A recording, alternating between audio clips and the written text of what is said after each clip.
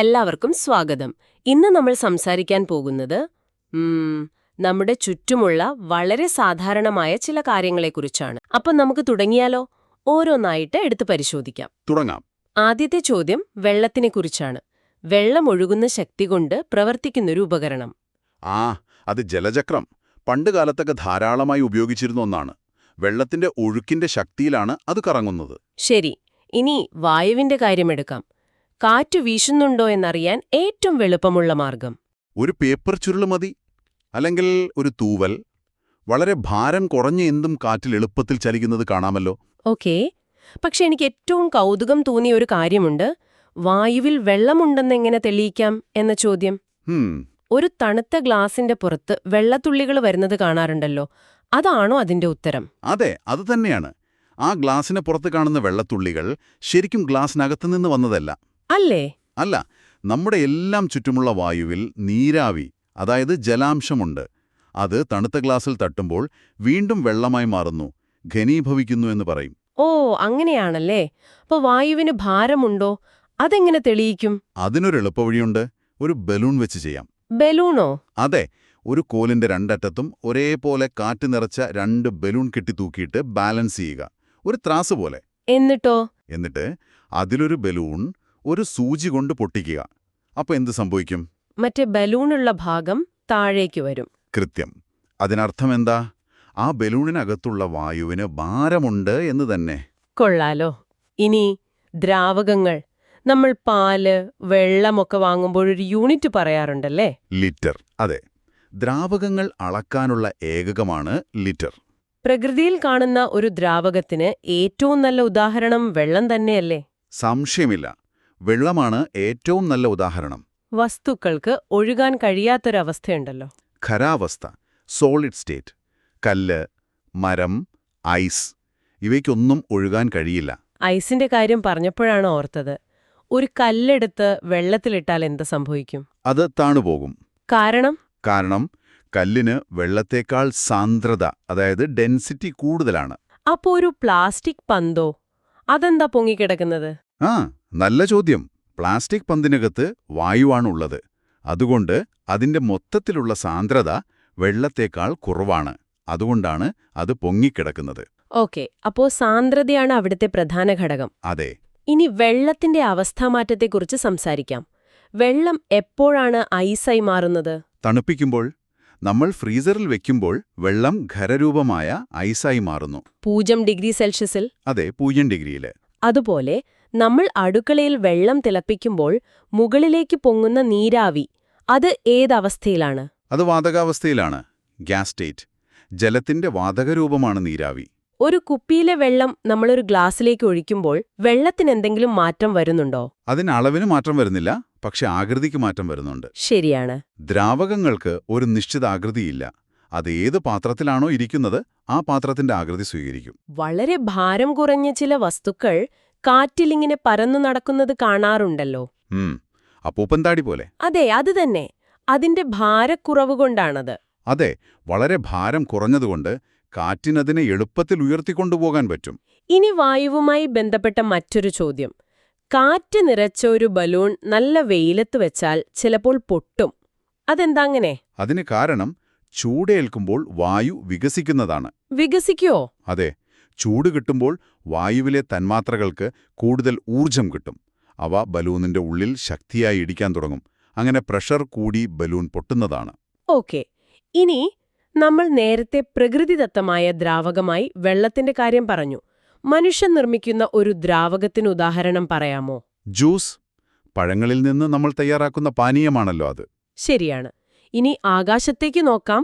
മഴവില്ല്. മഴവില്ലുണ്ടാകാൻ വായുവിലെ എന്താണ് കാരണം? വായുവിലെ ജലകണികകൾ, അതായത് ചെറിയ വെള്ളത്തുള്ളികൾ. അതിലെങ്ങനെയാണ്? ഈ വെള്ളത്തുള്ളികളിൽ സൂര്യപ്രകാശം തട്ടിത്തട്ടി ചിതറുമ്പോഴാണ് മഴവില്ലുണ്ടാകുന്നത്. ആ വെള്ളത്തുള്ളികൾ ഒരു പ്രിസം പോലെ പ്രവർത്തിക്കും. കൊള്ളാം. ഇനി ബാഷ്പീകരണത്തെക്കുറിച്ച് സംസാരിക്കാം. ഏത് കാലാവസ്ഥയിലാണ് തുണികൾ വേഗത്തിൽ ഉണങ്ങുന്നത്? തീർച്ചയായും വേനൽക്കാലത്ത്. കാരണം ചൂട് കൂടുമ്പോൾ ബാഷ്പീകരണം അഥവാ ഇവാപ്പറേഷൻ വേഗത്തിലാകും. വെള്ളം നീരാവിയായി മാറുന്ന പ്രക്രിയയാണത്. ഈ ബാഷ്പീകരണം വെച്ച് ഉപ്പുവെള്ളത്തിൽ നിന്ന് ഉപ്പ് വേർതിരിച്ചെടുക്കാൻ പറ്റുമോ? തീർച്ചയായും ഉപ്പളങ്ങളിൽ അതാണ് ചെയ്യുന്നത്. വെള്ളം മുഴുവൻ ആവിയായി പോകുമ്പോൾ ഉപ്പ് മാത്രം ബാക്കിയാകും. അപ്പൊ നമ്മൾ നോക്കുകയാണെങ്കിൽ ജലത്തിന് ആകെ എത്ര അവസ്ഥകളുണ്ട്? പ്രധാനമായും 3: ഖരം, അതായത് ഐസ്, ദ്രാവകം, വെള്ളം, പിന്നെ വാതകം, നീരാവി. ശരി. ഇനി നമുക്ക് വായുവിലെ ഘടകങ്ങളിലേക്ക് കുറച്ചുകൂടി ആഴത്തിൽ പോകാം. വായുവിനെ മലിനമാക്കുന്ന പ്രധാന വാതകം ഏതാണ്? ഏറ്റവും പ്രധാനം പുകയാണ്. വാഹനങ്ങളിൽ നിന്നും ഫാക്ടറികളിൽ നിന്നും വരുന്ന പുക. അതിൽ ഒരുപാട് വിഷവാതകങ്ങളുണ്ട്. അതെ. ചെടികൾ ശ്വസിക്കാൻ ഉപയോഗിക്കുന്ന വാതകം ഏതാണെന്ന് നമുക്കെല്ലാവർക്കും അറിയാം. കാർബൺ ഡൈ ഓക്സൈഡ്, പ്രകാശ സംശ്ലേഷണത്തിന് വേണ്ടി. നമ്മൾ ശ്വസിക്കാൻ ഉപയോഗിക്കുന്നതോ? ഓക്സിജൻ, ജീവൻ നിലനിർത്താൻ അത്യാവശ്യമായ വാതകം. ആകാശത്ത് പറന്നു പോകുന്ന വലിയ ബലൂണുകളില്ലേ, അതിൽ നിറയ്ക്കുന്ന വാതകം ഏതാണ്? ഭാരം കുറഞ്ഞ വാതകം. ഹൈഡ്രജൻ അല്ലെങ്കിൽ ഹീലിയം. വായുവിനേക്കാൾ ഭാരം കുറഞ്ഞതുകൊണ്ടാണ് ആ ബലൂണുകൾ മുകളിലേക്ക് പറന്നുയരുന്നത്. ഓക്കെ. ഇനി തീ അണയ്ക്കാൻ ഉപയോഗിക്കുന്ന വാതകം ഏതാണ്? Carbon dioxide. അതെങ്ങനെയാണ് തീ അണയ്ക്കുന്നത്? തീ കത്താൻ ഓക്സിജൻ വേണം. കാർബൺ ഡൈ ഓക്സൈഡ് തീക്ക് ചുറ്റും ഒരു പുതപ്പ് പോലെ നിന്ന് ഓക്സിജനുമായുള്ള ബന്ധം ഇല്ലാതാക്കും. അങ്ങനെ തീ കെട്ടുപോകും. നമ്മൾ കുടിക്കുന്ന സോഡയിൽ നിന്ന് വരുന്ന കുമിളുകളിലും ഇതേ വാതകം തന്നെയാണോ? അതെ. ഉയർന്ന മർദ്ദത്തിൽ കാർബൺ ഡൈ ഓക്സൈഡ് വെള്ളത്തിൽ ലയിപ്പിച്ചതാണ് സോഡ. അപ്പോൾ ഒരു മെഴുകുതിരി കത്താൻ സഹായിക്കുന്ന വാതകം ഏതാണ്? അത് ഓക്സിജനാണ്. ഓക്സിജൻ ഇല്ലാതെ തീ കത്തുകയില്ല. ശരി. ഇനി ചെറിയൊരു കണക്കു ചോദിക്കാം. 1 ലിറ്ററിന്റെ കുപ്പിയില് പകുതി വെള്ളം നിറഞ്ഞാൽ അത് എത്ര മില്ലിലിറ്റർ ഉണ്ടാകും? 1 ലിറ്റർ എന്ന് പറയുന്നത് 1000 മില്ലിലിറ്ററാണ്. അപ്പോൾ പകുതിയെന്ന് പറഞ്ഞാൽ 500 മില്ലിലിറ്റർ. കൃത്യം. ഇനി നമുക്ക് പദാർത്ഥങ്ങളുടെ പൊതുവായ ചില സ്വഭാവങ്ങൾ നോക്കാം. ഖരവസ്തുക്കളുടെ സ്വഭാവത്തിൽ പെടാത്തത് ഏതായിരിക്കും? ഒഴുകുന്നു എന്ന സ്വഭാവം.